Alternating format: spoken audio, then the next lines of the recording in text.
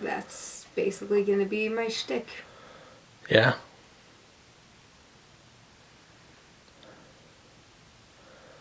What am I missing? I don't know. What do you want to tell people? I think if I make it too formal, it's going to freak me out and it'll come off that way. So maybe we could start with that. I don't want to make this too formal because that will freak me out and it will come out that way. Come off that way. Might freak you off a little bit. Freak me off, man. That's right. Yeah. Yeah? I think I'm overthinking it. Probably. What do you want people to know about Paintbox? Oh. Okay, let me think about this. There will be more videos. You can give more information afterward too. It's true. That's true. That's true. Maybe this just needs to be an intro. Okay, I'm just gonna talk and you can edit it. Okay, I'm already recording, so. Alright, well, then we probably said it all. A lot of it, probably. I think you should put the whole thing on as an intro. Probably. I think that would be hilarious. This is our intro. There you go. Ta-da! You're welcome. I'm all freaked off. Don't get freaked off about painting. Alright, yeah. It's simple. It's easy. I'll show you how. Anyone can do it. Anyone can do it. I'll show you how. Step by step. Let's paint. Grab your brush. Let's go. Okay, cut it. Cut it. Okay, so it is time to paint the dragonfly. I have a picture of that dragonfly on my phone. I'm not sure if you can see that. That's a pattern that we've been doing in our Paintbox classes. And we're going to do that one today, so I'll keep referring back to my iPhone. The first thing that you want to do is get your brushes. We've got this canvas, and this one is a 16 by 20. I just have a simple paper plate, some napkins, a couple of solo cups full of water, a pencil for sketching. I've got assorted sized brushes. We've got the larger one and a smaller one and an even smaller one, a teeny tiny little one. So what I want to do is I do what I call the dip and dab, and I'm just going to dip that largest brush into my water, dab it off on the napkin, and then let's go over really quick. So that brush is primed, it's ready to go. The colors that you're going to need. So this is probably one of my favorite paint colors. It's a cobalt blue. You're going to need white. You're going to need Christmas green, a nice red, a turquoise, light orange, dark orange, hot pink, what I call a mustard, kind of a dark yellow, a light yellow, a light green, some black, purple, and brown. So we're going to be using a lot of colors today on this. That's why it's such a colorful design. So we've got our primed brush.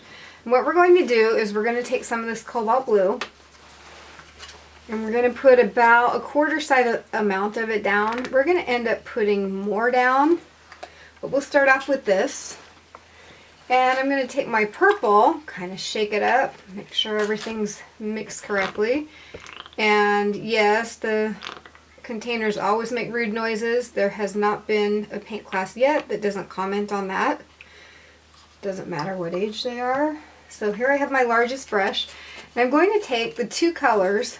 I'm going to put a generous amount there on that corner. And I'm going to put some cobalt blue on the other corner. So I've got these two great colors happening. And I'm just going to kind of, almost like I'm wiping my brush off on the canvas. So I'm just going to take it from one side to the other. And it's kind of a cool effect to kind of use a little water too, kind of dip it in the water. We want to make kind of a mysterious dark background look. I'm going to dip that in my brush again. Paint that some more. Just do that nice dark background.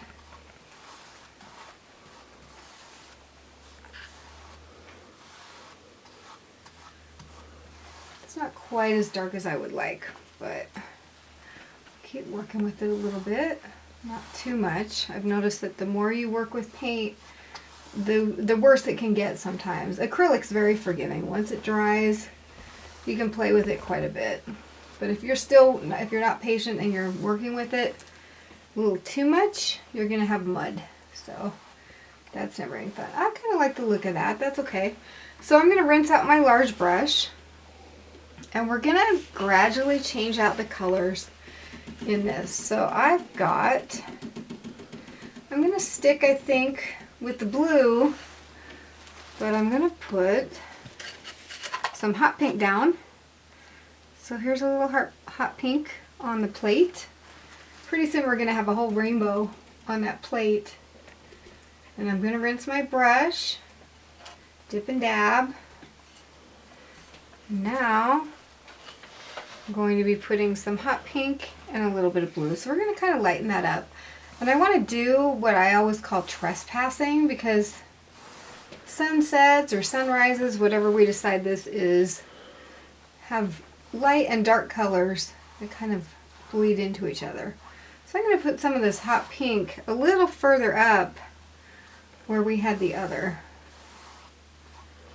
And I might not want everything so horizontal. Like I might want some thick hot pink over here, but not so much exactly across from it, if that makes sense. I don't like to do anything too matchy-matchy. I've noticed that, even though nature has patterns, it also is very good about breaking things up so that it really adds a lot of interest to the eye. So I'm going to rinse my brush again, and we're going to start going lighter. I'm going to take this turquoise, which I have called aqua before in some of my Paintbox classes, and I was calling it aqua for about a month when one of the ladies said, aqua, I haven't heard that term since the 1970s. It was kind of dating me, and I just said, well, yeah, it's kind of where I'm from. So we're going to take some aqua / turquoise and some hot pink and dip that, and then we're just going to go on in. And we're not going to forget to trespass. We want to do that. So we're going to put some of those other colors up above where we've already been. Just kind of blend this in. I'm not really even being very careful about which corner is the turquoise / aqua corner, which corner is the hot pink, because if they blend together, that's okay. That's kind of cool. I sort of want that. My style of painting is, it can be very fast. It's a little bit whimsical. Sometimes it's kind of messy. This is not an OCD style painting. It's just an easy, quick, relaxed way to paint. I love starting out the backgrounds like this with people who are beginning painters, because they actually enjoy it and it's easy and they feel like this is something they can do. So they start relaxing. So we're going to take some pink, and we need now to warm up that sky even more. So I'm going to put some dark orange, and actually maybe some light orange too, right next to it. We're going to really make that sky warm up a bit. So I'm rinsing out my brush. I don't know how careful I am about rinsing out my brush right now, because some of those colors, if they blend, it's not going to be much of a problem. So dipping and dabbing, I'm taking the hot pink right now, and I actually changed my mind and used the light orange. So we're going to go back in, and you can see now it's going to be some really cool colors in there. And again, trespassing, nothing wrong with a little orange over here. I'm kind of turning my brush over so that I can get the paint on that other side too. But the motion is just kind of like you're almost wiping your canvas, or wiping your brush off on your canvas. And there's going to come a point where we're going to want to show that there is ground coming up. So we're going to take some mustard, that dark yellow color, and some green, some light green, and we're going to start in making some ground. And I don't want to do that quite yet. I'm kind of having fun with this hot pink, so I'm just going to kind of keep going with it. And that's the thing, this is your painting, not mine. I'm just making suggestions on how you can do this design. If you really love the hot pink and you want to have more in there, go ahead and dip hot pink on your brush and paint in more. If turquoise / aqua is your favorite color, put in more of that. Make it your painting. Does not have to look just like mine. In fact, I will have failed as an art instructor if it does look just like mine. We don't want that. So I'm going to put down some light green now. This one's a little thin. And we're going to put down some mustard. So I have my own names, you know, light yellow or whatnot, light green. But I always call this one mustard. This one is Golden Sunset. Sometimes it says King's Gold. So I might describe it, but I'm not very accurate with the exact names. And I think that's okay. If it looks like mustard, use that one. So I'm going to take my brush again and same thing, dip it in the light green and the mustard. And I might trespass a little bit with this one. I don't know quite how much because it is the ground. So just a little. I guess we can kind of fade it in and kind of work that in there. But not quite as much as I did before because we're kind of establishing where the ground is here. So mustard and green. We're going to go all the way down to the bottom of our canvas.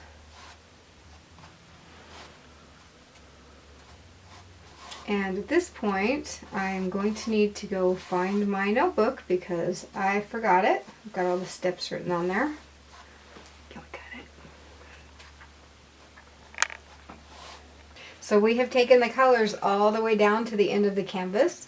And what we're going to do next is take a paper plate, and I'm going to figure out where I want, it looks more like a moon than a sun to me, where I want the moon sun.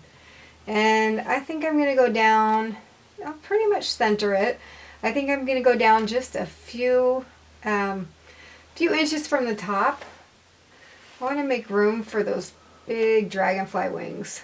So it's a few inches from the top, and what is this, like, I don't know, 3 inches or so on either side. I'm going to take my pencil, and I want this to be kind of a dark trace. So we're actually going to put a shape.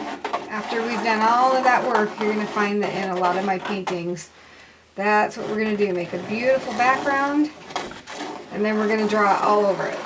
So there's that. I want to just make sure I can see it really well.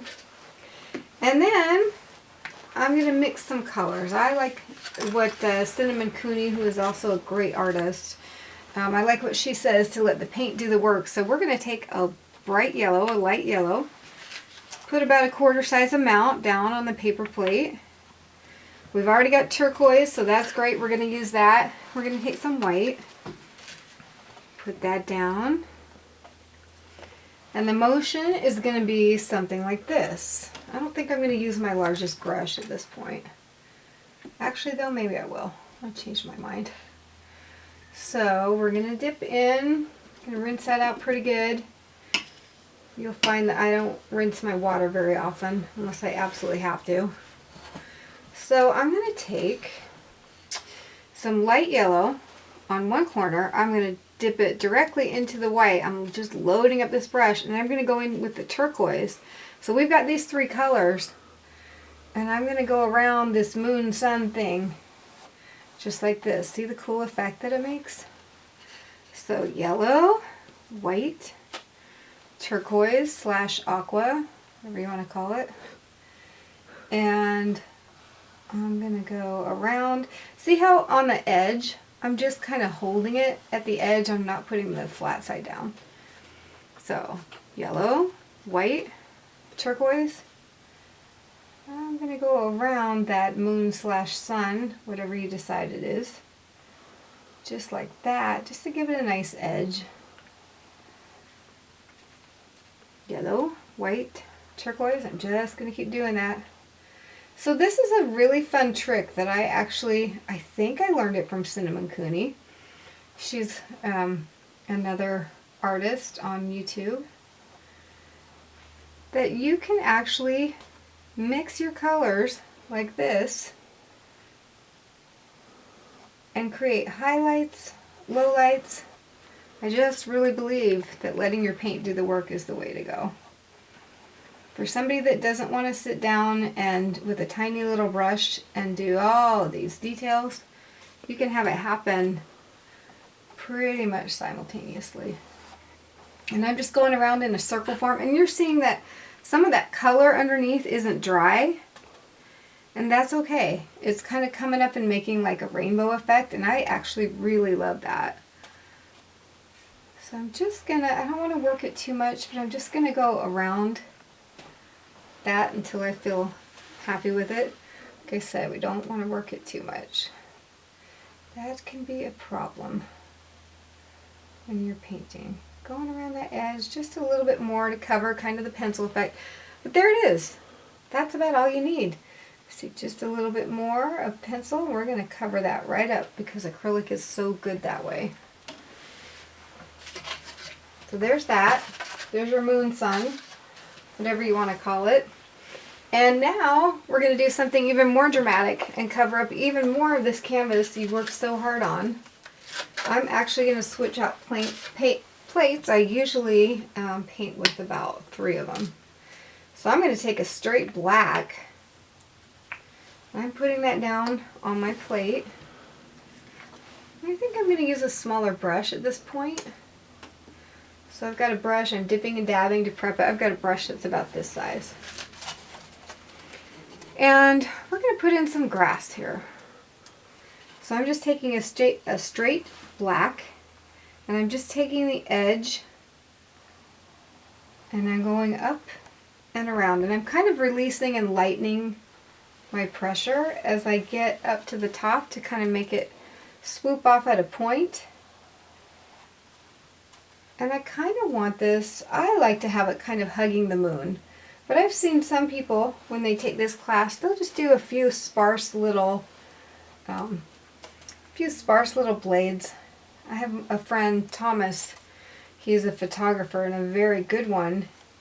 And he says, "You're not very comfortable with negative space, Amy." It was just, he wasn't being critical, it was just an observation, and I thought that was kind of funny. He's right, I'm not. I really like to fill up my canvas, and I like to take it right up to the edge of color and form, right up to the edge of my canvas. I think I've probably always kind of been that way looking back, just a preference. But if yours is more sparse, then do it that way. That's just great. So what we're doing here with this grass, the reason we're making it black, because most grasses are not black, we are just laying down a base. This black is going to be kind of a shadow for everything else that we're going to put in here. This is probably one of my favorite parts of this lesson. So, oops, we've got negative space over here. I have to cover it.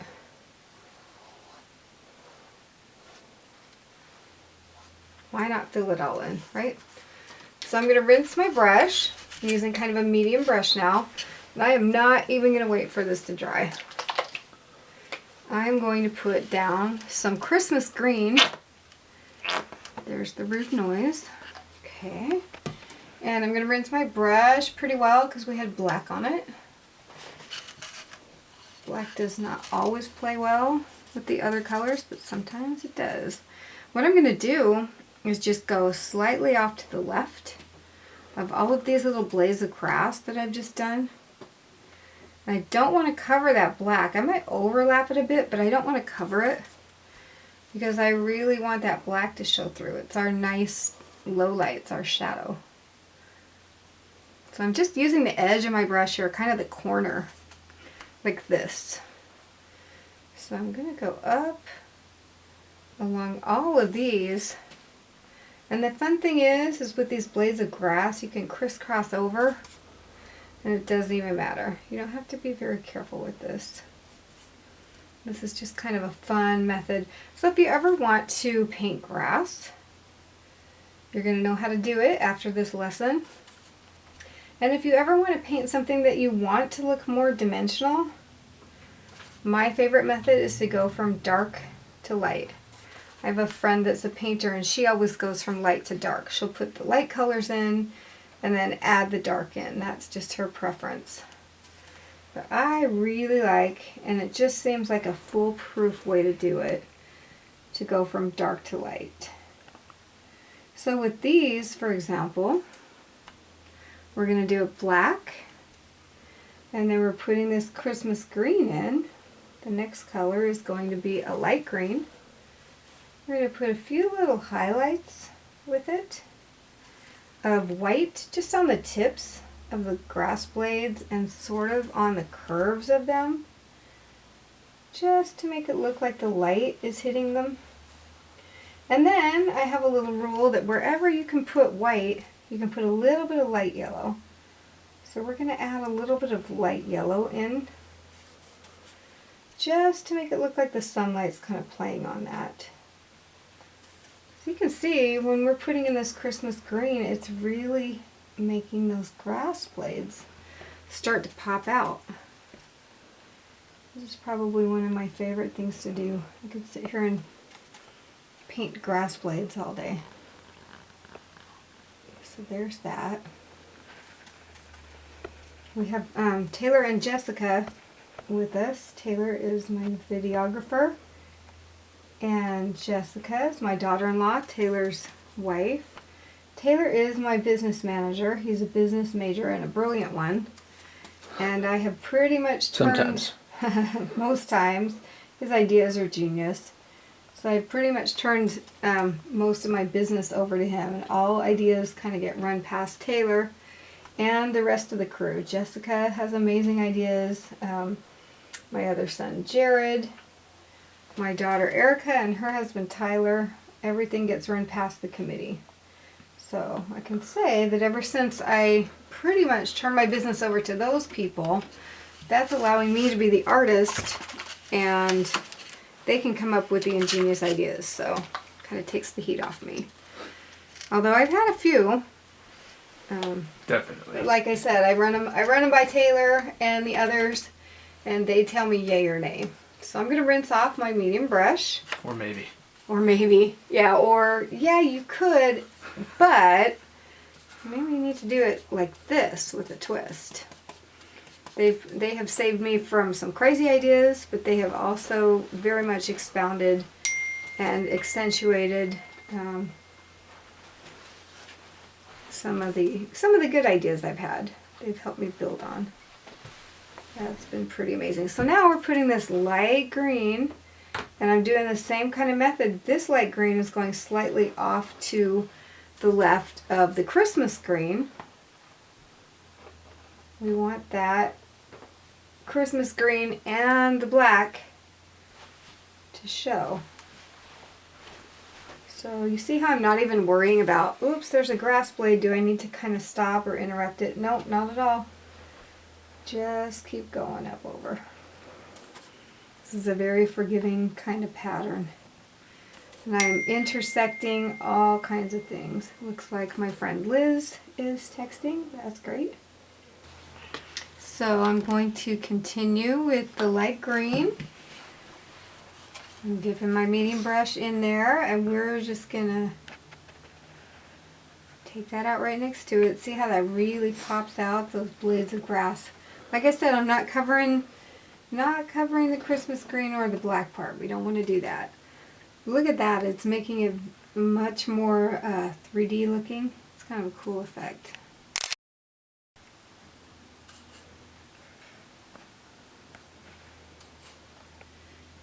Going to take that one over here.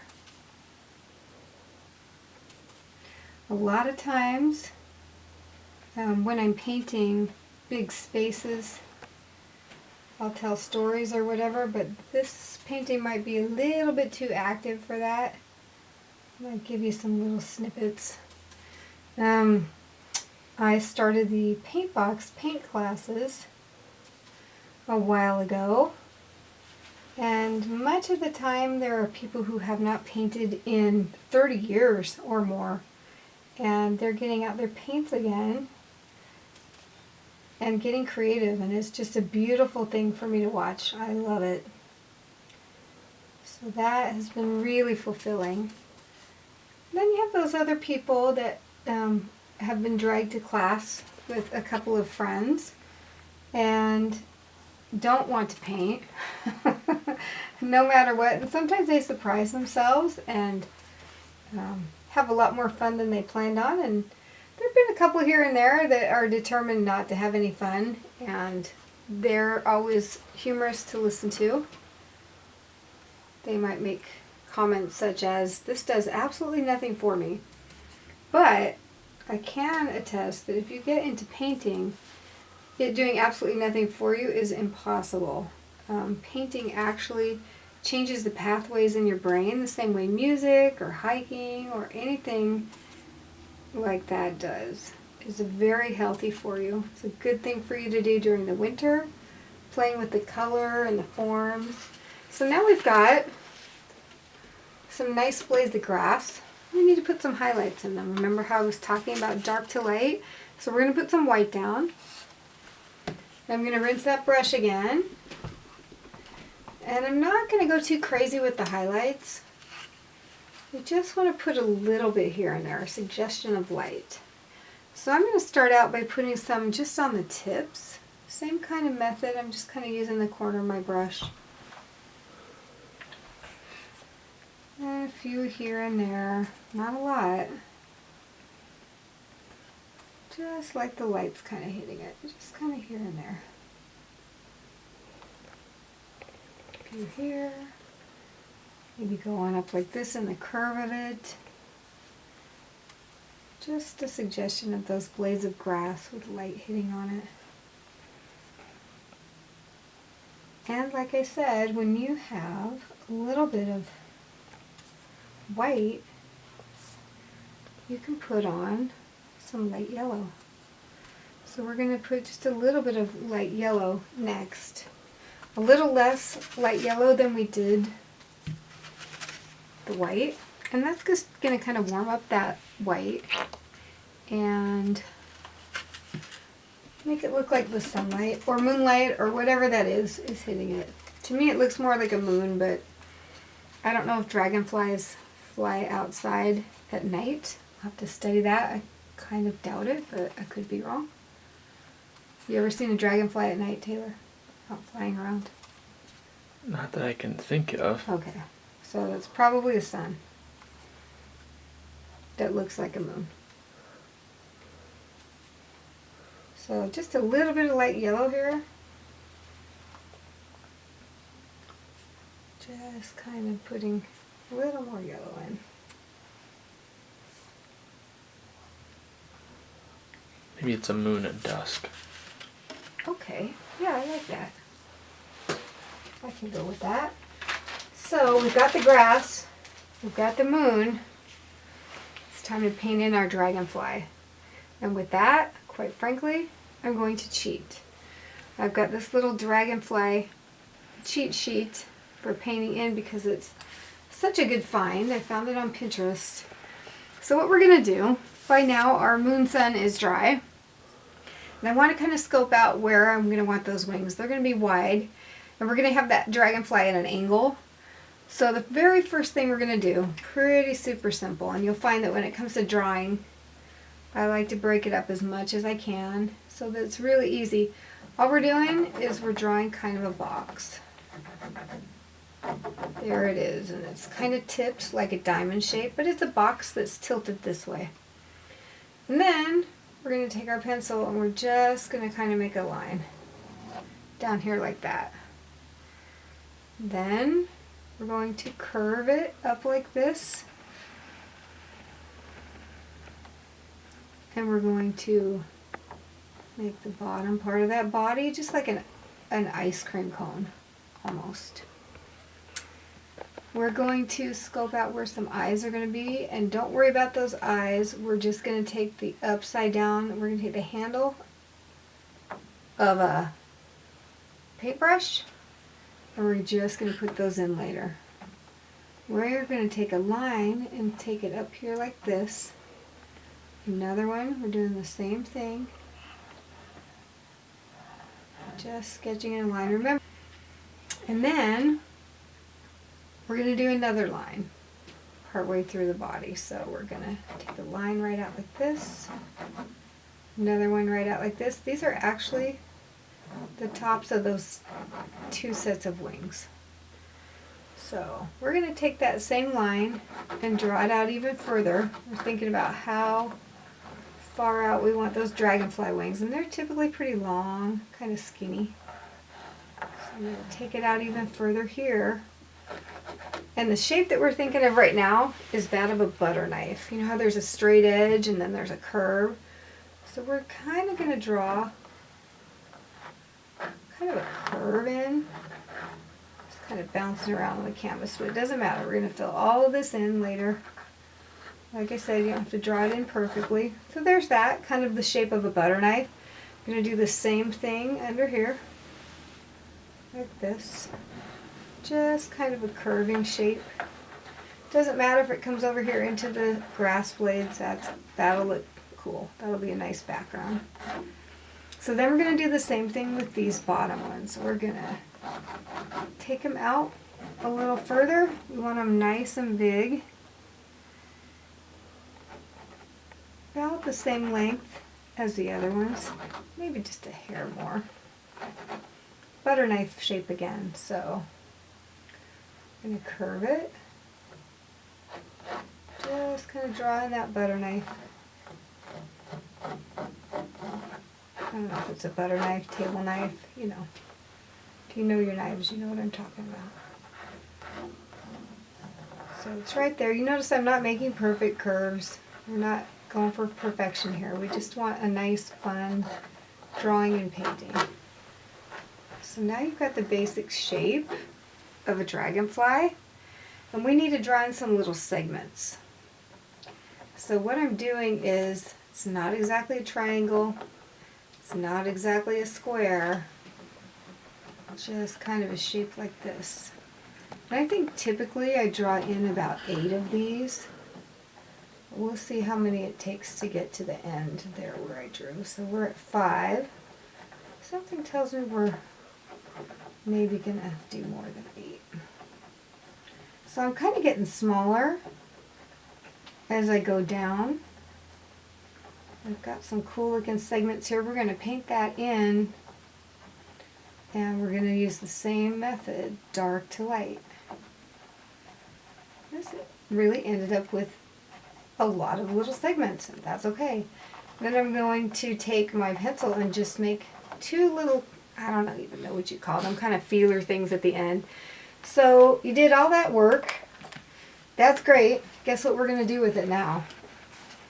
You know how I like to take black and paint it over all of our beautiful, gorgeous work.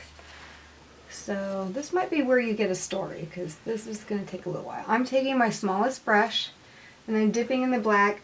You want to make sure that black is nice and liquid so it'll flow for you. That one's not too liquid. Alright, here we go. So what I'm going to do is I'm just going to paint around these edges. And I'm going to dip into the water as needed, or pour down some more black. Don't be afraid to get closer to what you're working on. You might notice that I'm painting flat. That is my preference thus far. I also feel that for beginning painters, there's a couple of reasons for that. The last thing you want when you're starting to paint is to work against gravity. Like, you've got enough to worry about, so. The last thing you need is to have a big drip rolling down your canvas. I can't think of anything more frustrating. Although it is acrylic and you can wait for it to dry and just paint right over it, better it not happen at all. So I still do all of my commissions and my work at the kitchen table.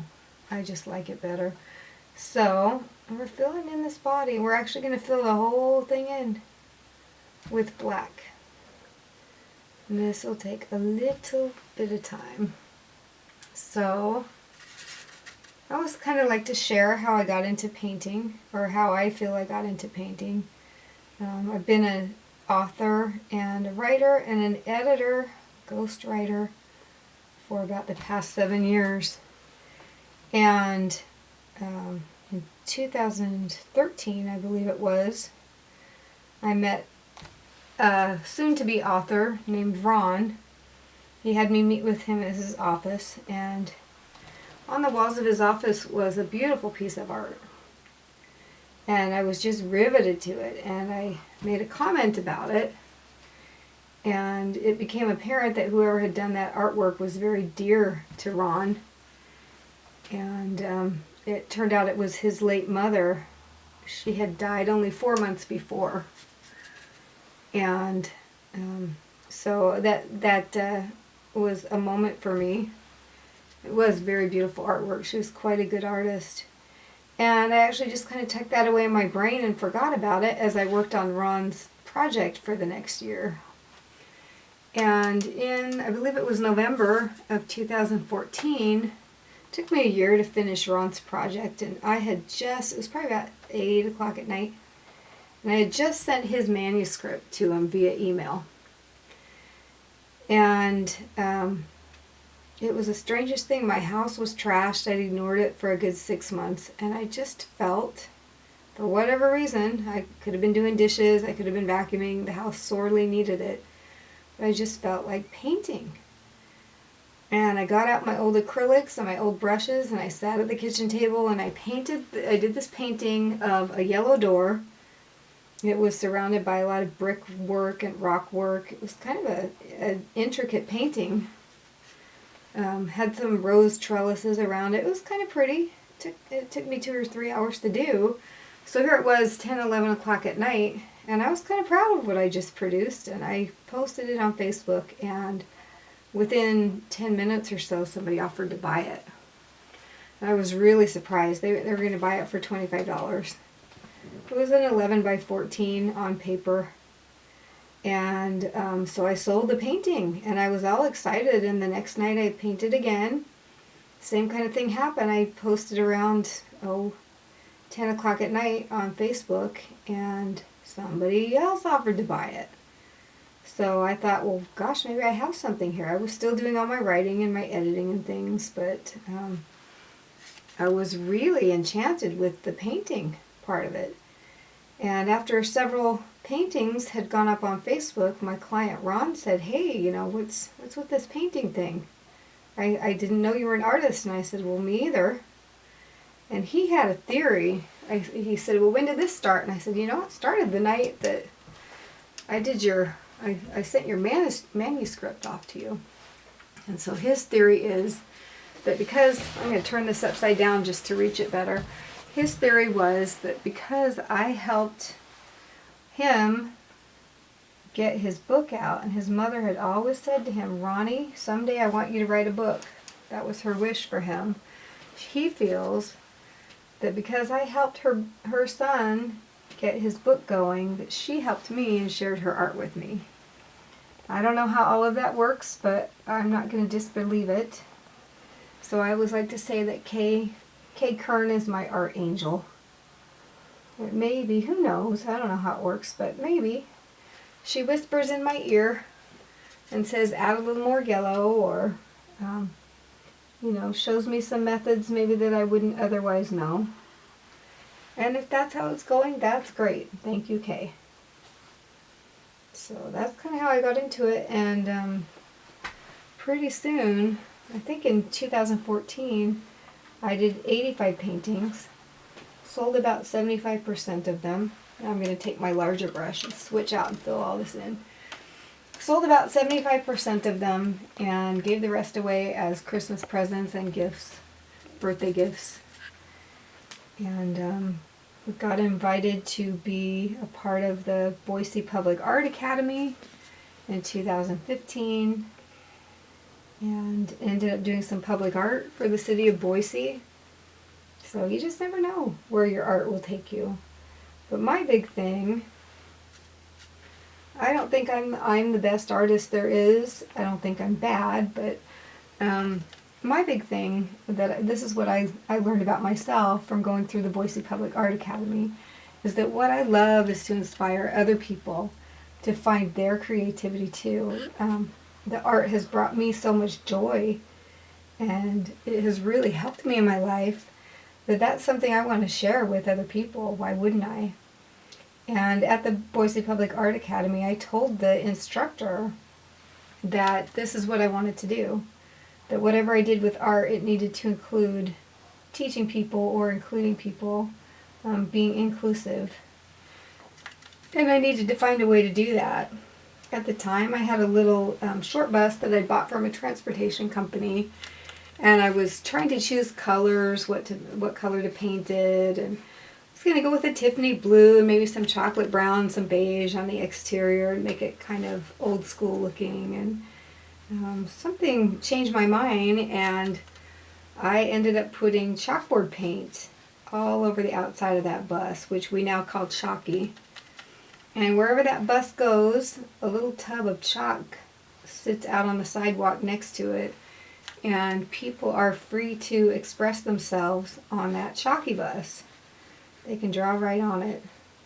So that's brought me a lot of joy, and then beginning to teach these Paintbox classes has also done that for me. So now we've got the body filled in. Got that going on. I'm just going to add a little more black to that, although I don't mind it that some of the paint has come up. That kind of adds a highlight, so that is cool for me. And I'm actually going to put in the eyes at this point. So I'm probably going to use one of my largest brushes.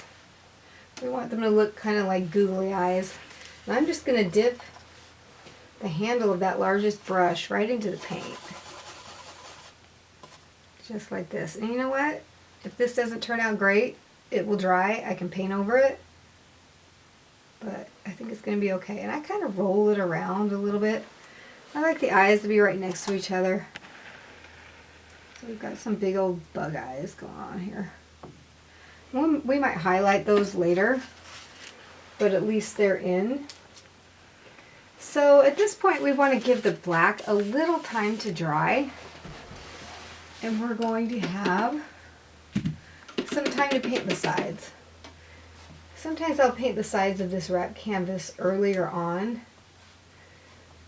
and other times I'll wait. We're going to paint those sides. I'm going to take my black, pour a little bit more down, and just use a medium brush and go around those sides using the edge as a guide. So we're going to give this black part of the Dragonfly a little time to dry, and I'm going to rinse out my second to the largest brush, and I'm just going to load it up with some black. We're just going to go around these sides here using the edge as a guide.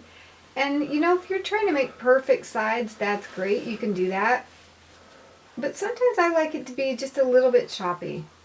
It kind of gives it kind of a rustic look.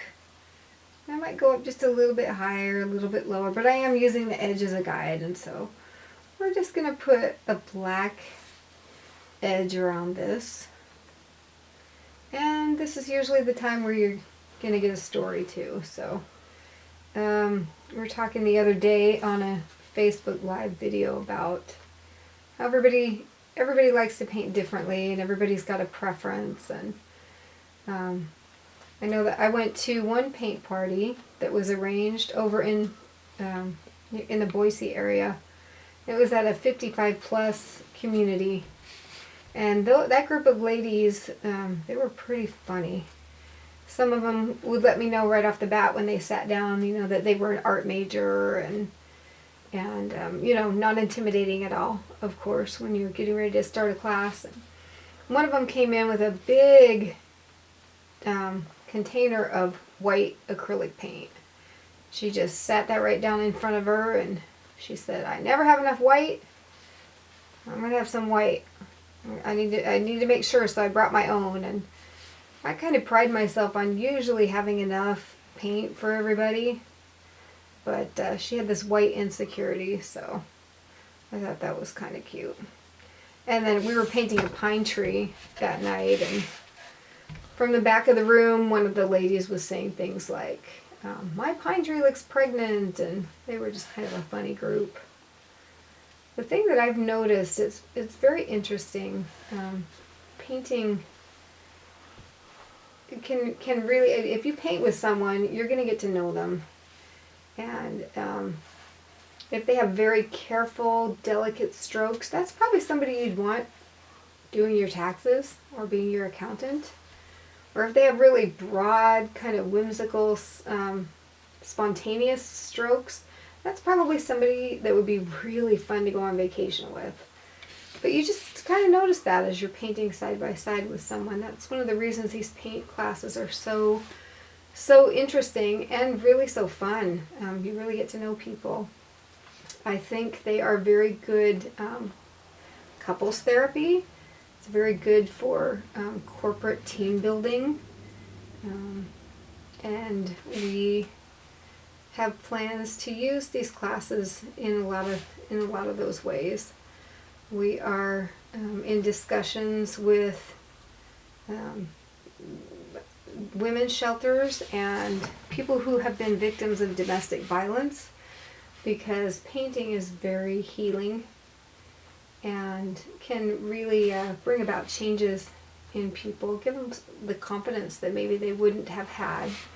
And maybe your first painting isn't going to be amazing, but that's okay. I guarantee you're going to be thinking about that. It's going to give something else for your mind to chew on other than the regular daily stuff. You're going to be thinking about the colors. You're going to be thinking about maybe what you want to do for your next painting. It will stay with your mind whether or not you thought the end product was perfect. It'll stay with you. So I did a couple years ago, I did a radio spot in Boise with a duo that was on air on a country music station called Wow 104, Randy and Alana. And Randy Scott, the DJ, told me once when I was getting ready to do this radio spot with them every Friday morning, he gave me a pointer that I'll never forget. He said, just don't be too married to. So basically Randy Scott just said, just enjoy the process. And every morning when they would, or every Thursday morning when they would call me to pre-record our radio spots, I'd still get nervous, but I tried to remember what he said. Just enjoy it. You're playing with paint, you're playing with color and form, and that's something very nurturing that you're doing for yourself. It can be very helpful. I can tell you that in the winter, where we live, here in the Boise area, we have these inversions that will last a couple of weeks. And we won't see the sun for a couple of weeks. And I feel like being involved with the painting has really helped as far as keep my mood sort of up. People can get pretty grouchy when they don't see the sun. So we're coming down the home stretch all the way around. We've got this nice black kind of absolute color on the sides. I'm going to rinse off my brush. And by now we've given the base of our Dragonfly a chance to dry. We're going to pour down a bunch of different colors because we're going to go through them pretty quick. And with these, just a dime size amount. I'm taking some cobalt now. I'm going to put that down. And this is the order that we're going to do them on the wings too. Some purple. And some hot pink.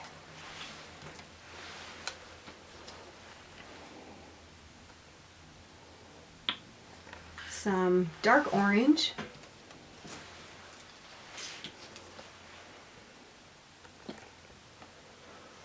Little mustard yellow. And I need some light yellow, but I've already got some poured down, so that's great. Right before we do that, we are going to highlight that body of the Dragonfly with a little bit of brown. That's going to be the first color we put down. We're going to put some other colors down, but the brown is going to go down first. I'm going to use a brush about this size. So I'm going to dip it in a little bit of brown, and I'm going to go from the left side of the body to the right. We're just going to kind of suggest a body shape here and some segments. There's that. Like I said, we'll probably cover that up, but as far as highlights go, we want to go from dark to light. So brown first, a little bit of brown on these segments here. Just like that. I'm going to rinse my brush, and I think I'm going to stay with this same size brush just for a little more control with what I'm going to do next, because those dragonfly wings are kind of skinny. So I've got this size brush. I'm going to take my cobalt. Here's another fun little art lesson. If you really want a color to pop, put black down first. That will provide just a gorgeous base. So I'm leaving a little bit of space here on the sides. Same thing like with the grass. I just want that black to show. So on the tips, I'm kind of following the shape of the dragonfly wing. Almost making it a dewdrop shape, but not quite. And I'm not going down too far because I'm going to put another color over the end of that. So see how that cobalt kind of pops? And really I'm just using the corner again of my brush, kind of like this action, skinny side. I'm going to rinse my brush because I'm going to put purple in next. I'm not going to wait for that to dry, because if the color mixes, that'll just be kind of cool. You have to be careful not to mix that color too much and not to work it too much, because then you are going to have mud and the colors will mix way too much. But I'm just going down just a little bit lower. Next color, purple. Just putting that in. I'm kind of doing one stroke and another to the side, another to the side of it. Just kind of almost making it a dewdrop shape. Not perfectly rounded at this point. I want it to have almost kind of a translucent look, so a little bit of that blue is showing through. And I like that. That's good. It's also good for parties that only last 2 hours, because we are not sitting around waiting for paint to dry. We're going to different sections of the painting, kind of move it around. Next lighter color is going to be that hot pink, and that's going to go in just the same way. And we're going to kind of plan, you know, we've got orange coming, we've got that dark yellow, and then we're going to have a light yellow coming. So we want to kind of plan, you know, there's some more colors coming in. We want to make sure we have room for those. I really like the way that looks up against the black. That's fun for me, the way that's popping. This is a very simple way to get a dragonfly. A lot of people really love dragonflies. I know there's a symbolism for some people with dragonflies, that dragonflies show up when someone has passed, and it's kind of a hello from the other side. Very sweet. So the first time I taught the dragonfly class, I had this extra dragonfly canvas, actually a couple of them, because I'd been practicing it before I taught the class. And I kept thinking, what on earth am I going to do with all of these dragonflies? And then come to find out that my friend who had lost her son years before, that she very much believed that the dragonflies were a hello from her son Ryan. And that was an easy no-brainer for me. Then I just gave her my dragonflies. And she actually sold one at a fundraising auction. She asked me if she could do that, and that was fine with me. And then the other one she kept, and she's got that in her room where she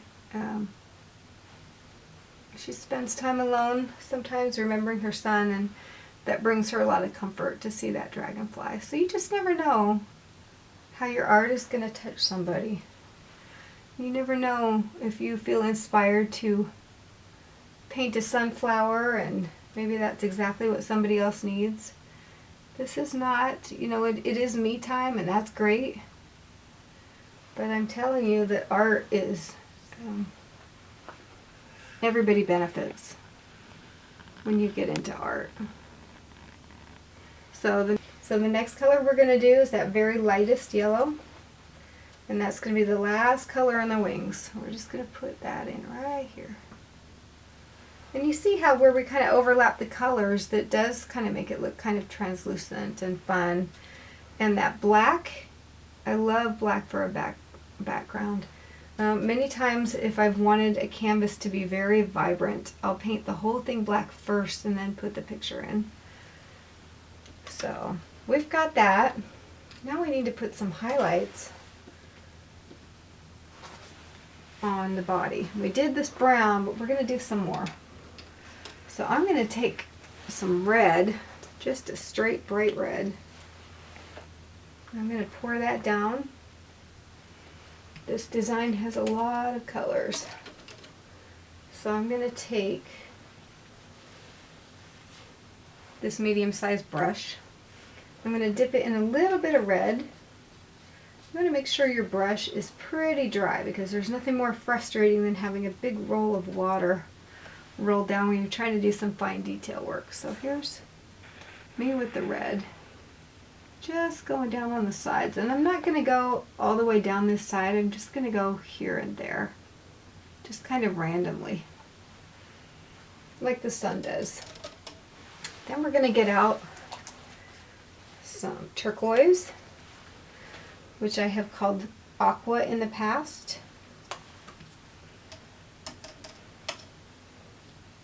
Turquoise, aqua, either one. It's kind of the color of water. So I think if I say aqua, I'm still right. And I'm not going to put very much on this. I'm just going to dot it just a little bit here and there. Just kind of put some of those dots down the side. Now it's kind of looking really fun and rainbowy. We need to put a few more things in, I think, though. And all I'm doing, you can use a smaller brush, but I'm just taking the corner of this brush and I'm just using that. I kind of like that look. So I think I'll put a little bit of orange here and there.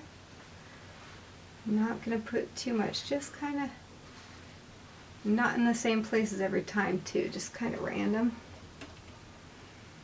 I think I would like to put a little bit of light yellow in with that. Kind of load up my brush a little more so that might stick.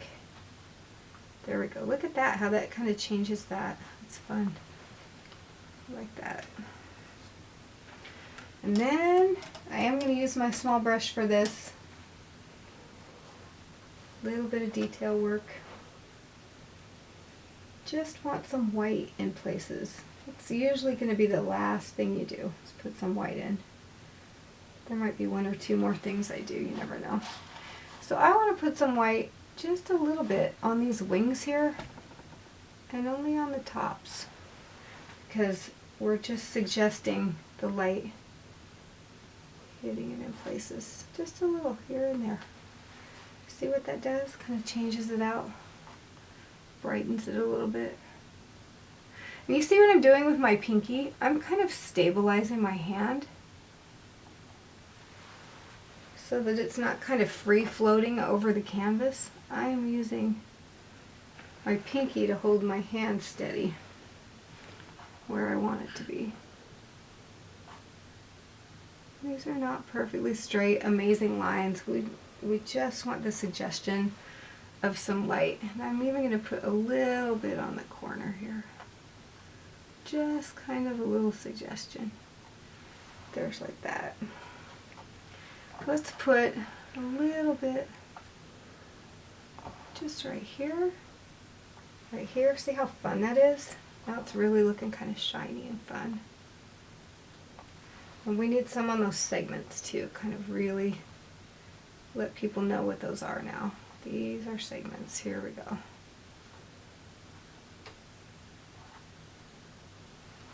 That kind of looks fun and magical.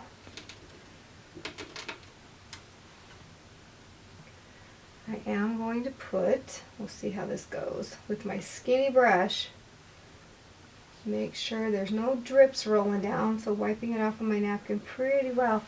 Just on the edges here of these big bug eyes, a little bit of red. Just suggesting the sun is hitting that. And pretty much that is going to be your painting. You know what? There's a couple other things I want to do though. There's always these add-ons. I like to do what I call surprises.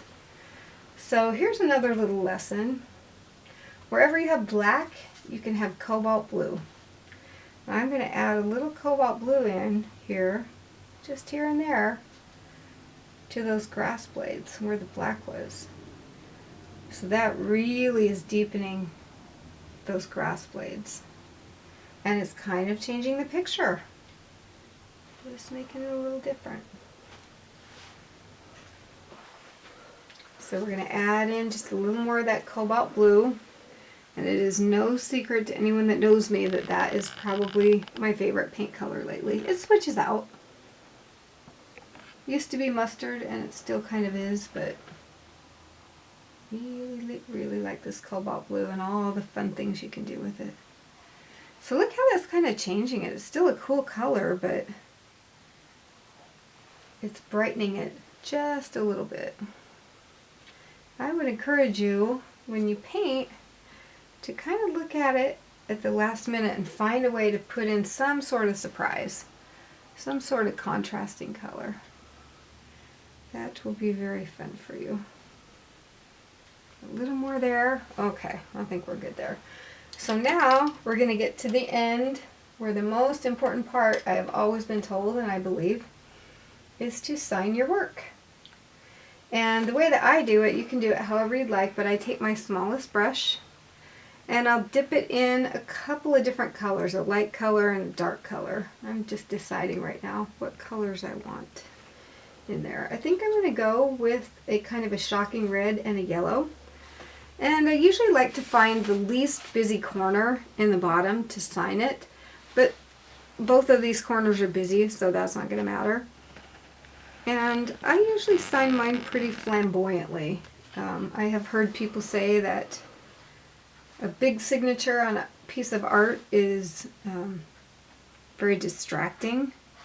But I kind of feel like I've apologized for myself enough in this life. I am not going to do it with my art signature. So I would encourage you to really just rock your art signature.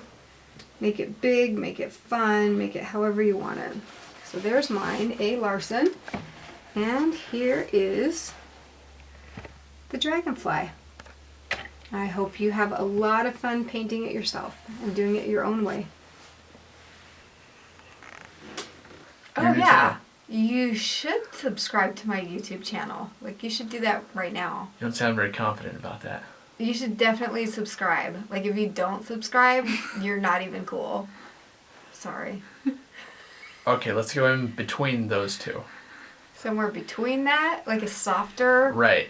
Firm, hey, but not insulting. Why don't you subscribe? That would be really cool. And if you subscribe, you'll be cool too. What else do you want to tell them? Is there anything else anyone would possibly need to know? They should go to my Paintbox page on Facebook and like that too. That would also be cool. And they would be even cooler if they did both of those things. Super cool. Super duper cool. Yep. Mm-hmm. Is that it? Is it? I hope so. You're not recording right now, are you? Am I? Are you? You'll never know. So what should I say for a closing? Ow. Something like... Is that your head just there? Yeah. Oh, wow. I'm not scared. I just don't love being in front of the camera.